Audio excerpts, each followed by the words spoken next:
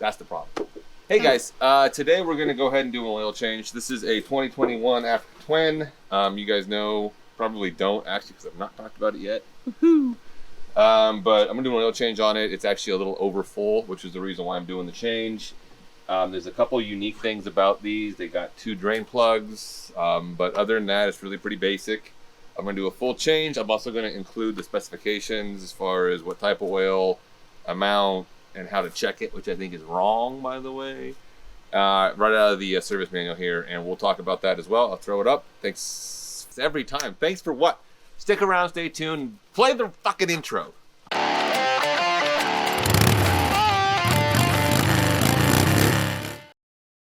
Okay, I'm gonna go ahead and throw up the oil change, I don't know, important info stuff I want to know. I'll leave that as a thumbnail as well, so it's easy to see and reference later if anybody wants to. But before we get into the video, I wanted to touch on something. So I hesitate to shoot a video like this, and we haven't done too many. Part of the reason for that is I am not an expert. I'm just a hobbyist here. I'm just enjoying my time. I don't really know mechanically what I'm going to be doing wrong, what I'm doing right, and I think it's fair to say that I probably don't even know why that's wrong or right. What I am going to do is show you guys how I change the oil. This is a functional process. It will work. I will show you the official book information. I just did it. You know, I'll tell you what I do differently and where I mess up. My intent really is to give you a first-person view of a end-to-end oil change on a 2021 manual transmission Africa Twin. Hopefully this is helpful, and somebody can use this to get some confidence and change their own oil. All right, well, let's get at it. Okay, so right here in the engine oil section of the Honda service manual. This is the 20 to 22 version that came out very recently. I don't remember, I just ordered this. Anyway, neither here nor there. Point being, tells you to check the oil level after you have warmed the bike up, stop it, let it sit for 2 to 3 minutes, level it. Do not reinsert the dipstick after you pull it and clean it the first time. Just set it right back on top of those threads. Add oil as needed. All right, first things first, let's get this thing off its side stand. Let's check this oil.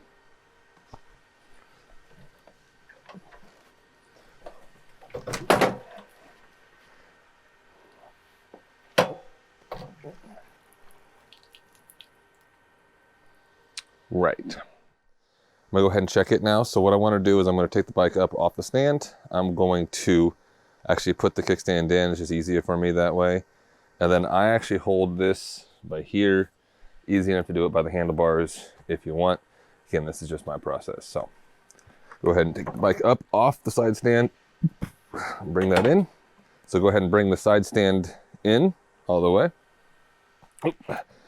I like to put my foot right in here, lean it up against my leg, and then come in here, get the bike leaned up against me, get in nice and close. Hopefully you can see that. And loosen that dipstick. From there, the bike like this, I'm going to remove it. Obviously with these, you gotta kind of lift it around it. Pros and cons of both. Clean that off. Then, oops, I see, I already forgot. Drop that back in. Now here, I'm not gonna go all the way in. I'm just gonna let it sit there. I am not gonna screw it back in. I'm going to pull it out, and you'll notice that it is a little full. See? Over this line, and that's the reason why I'm doing this change here. Now it is leaned a little bit more towards me, and that will make a difference when you do these readings. Your goal here is to have it as level as possible. If I did not have the bars, the protection, I would just go ahead and use the The handlebars here, same thing. Point here is you really do want the bike as level as possible. Not on the kickstand for sure. The more level you can get it, the better. If you need to have a friend help you, do that. But that is the ideal here. And then once you're done, go ahead and drop the kickstand back down. And ready to go. Okay, got the bike back up on the center stand here. Just easier that way. If you don't have a center stand, you know, it sucks, man. I don't know what to tell you. That's probably a you thing. Buy a center stand. So what I want to do is I want to get the bike warmed up here. I'm going to let it probably idle for 5 minutes. I like to let the bike get hot, so what I'll do is I'll go ahead and let it get all the way up to temp, probably about 5 minutes. Then I'm gonna go ahead and remove the skid plate, and then I'll drain the oil. It's nice and warm. And that, you know what, that's just something I've always done. I know there are probably schools of thought in there, but that is absolutely what the manual asks you to do. If we go ahead and take a look at the service manual,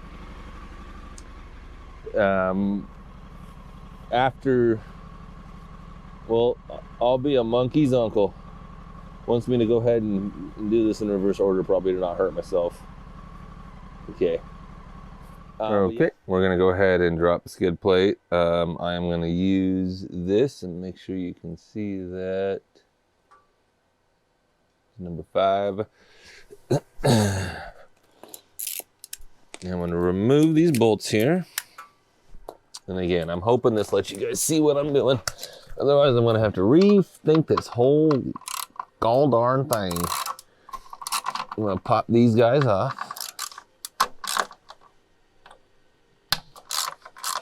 Don't fuck around. Promptly. So, I'm gonna have to be very careful with that. I'm gonna leave that guy just a little bit in. I'm gonna leave that bolt there and go on over to the other side.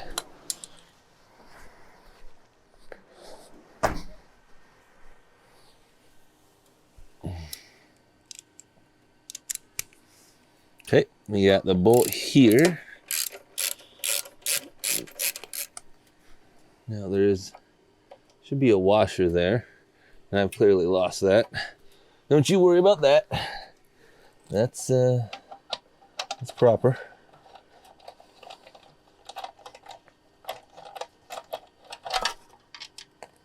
Now, when you lower that, notice how this is held on and it's hinged down there. And it's just, I don't know what that's called, little flange sticking out. I'll pop it out and show you. Right in there. I don't know if you can see this here. This just sticks out right there. Regardless, our 2 oil drain bolts here. And I will make sure I show this properly. It's here and here. And you can see I've mangled these a bit because I'm a real sloppy ass mechanic. Yeah, boy. All right, the light is not helping me, but let us get this done. So, as I said, there are 2. Now, I do like to loosen and remove the drain plug, but I'm already down here. So I'm gonna pretend like I've already done that. So go ahead and loosen and remove the drain plug. And then this is a size 12. Put that firm and go ahead and just take that bad boy right on off. And again, as I said, I mangled the hell out of it. Make sure you use the correct tool for the job. Don't be like me. Okay, I'm just gonna get the hell out of the way. I did a poor job of that. I'm gonna grab this napkin that I conveniently set right here for me. Not.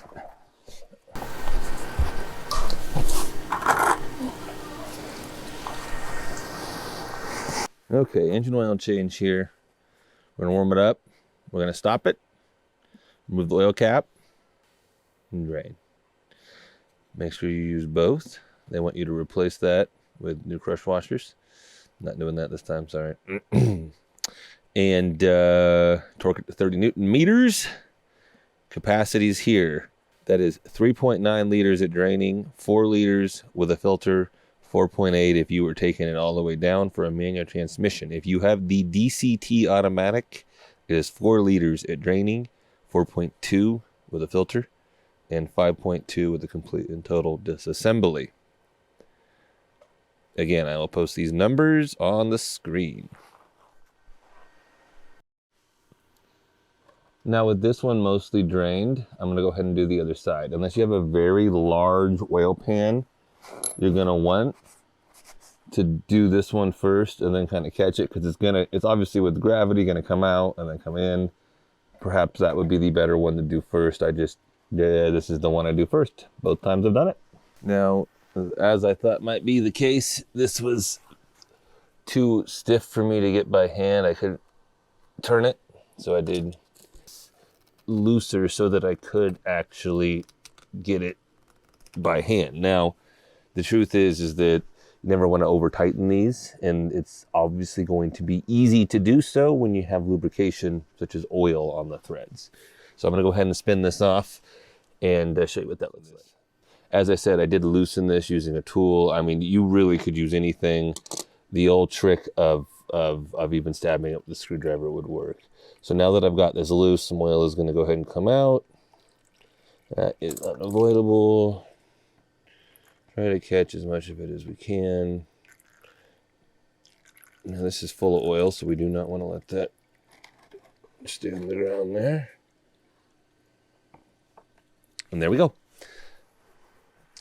All right, guys. Now I'm going to go ahead and get to the, adding oil part. So for that, we have a few things. Specifically, 10W30. I did buy the Honda GN4. I just got 2 of those. Alrighty.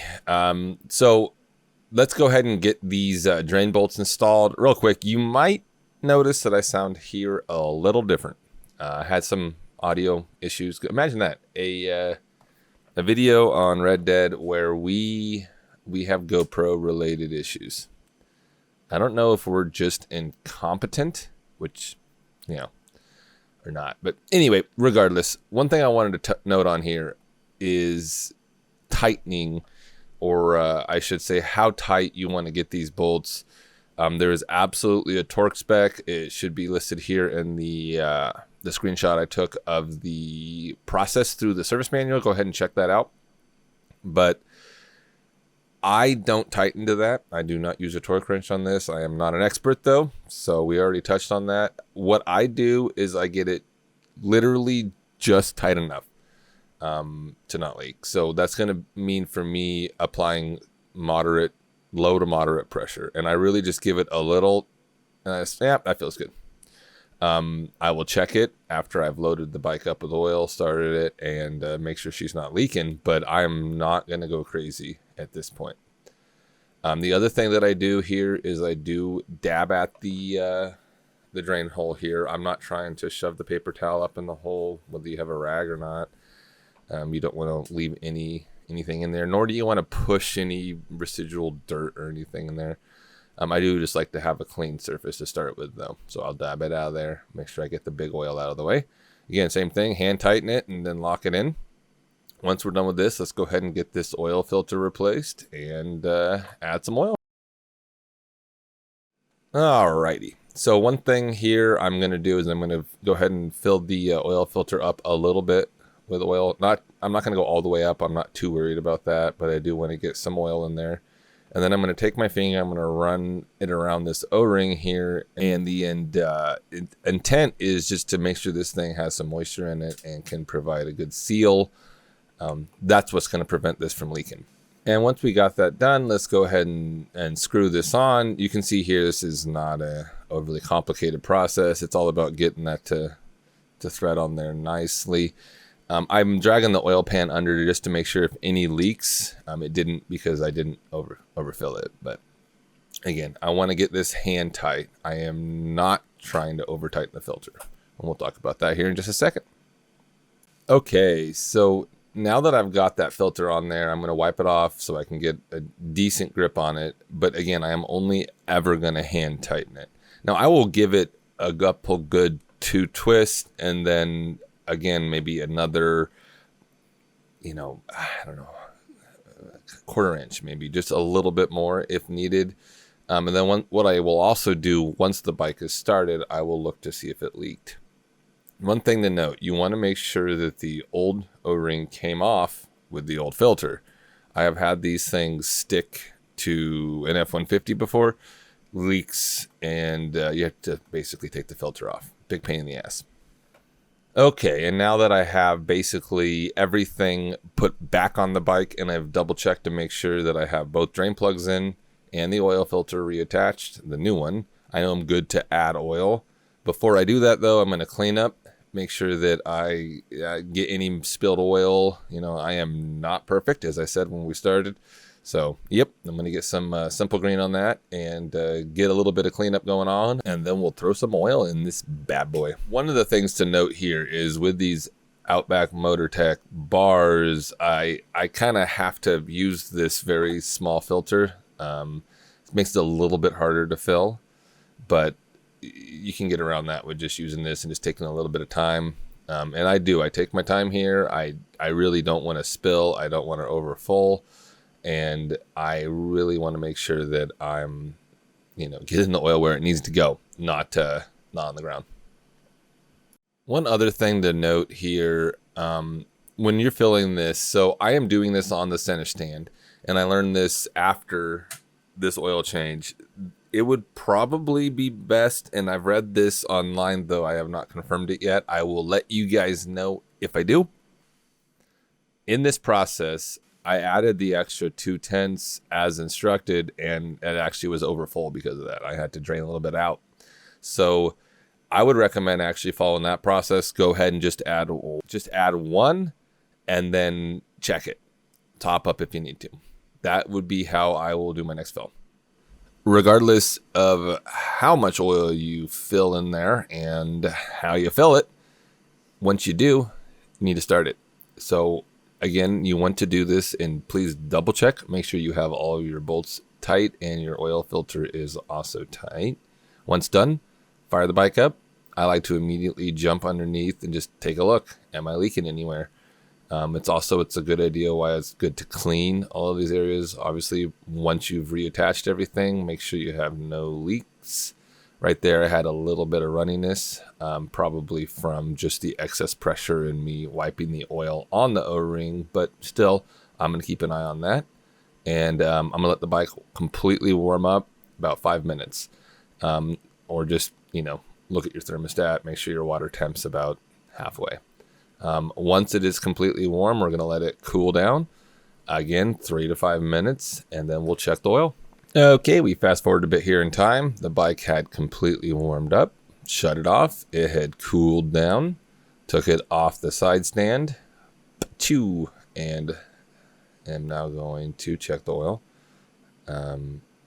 The important note here is take it off the side stand.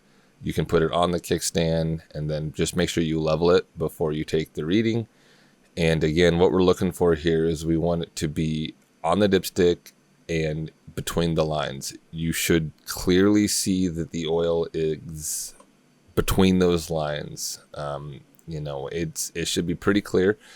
If you're unsure, take a look at some videos and pictures online. I did not get a good image of it here. It's kind of hard to with the ultra wide angle on my forehead. So at any rate, what you're doing here is you are checking this. You are not threading it in. You are just making sure it's between those lines and adjusting as needed. Obviously, it would be far easier to add than remove oil at this point. All right, with everything else wrapped up, we're going to go ahead and reattach the skid plate. Process here is the exact opposite of how we took it off. So you're going to slide it onto this stud and then go ahead and reattach the 3 bolts. Make sure you include the washers and don't lose them. You look pretty stupid if you did that. Again, I am doing this after I've let this bike run and checked and verified the oil is where I wanted it. I was going to let it sit for 24 hours and make sure it stayed where I wanted it. It did not. I had overfilled it again because I had followed the incorrect procedure. When I actually checked the oil on this, I felt it was high, but there's no way. I didn't even put in a full 2/10 that I should have. It was closer to a tenth. But sure enough, that's because there was enough residual left in there because I changed it on the side stand. I think. I've not confirmed any of this. This is just kind of the general understanding I have from what I've read online from various Africa Twin forums with people with the same issue. Next, I need to tighten my chain, get it cleaned up, a few more odds and ends, and I will have a ready to ride motorcycle. Thanks a lot, and stay tuned for the next one.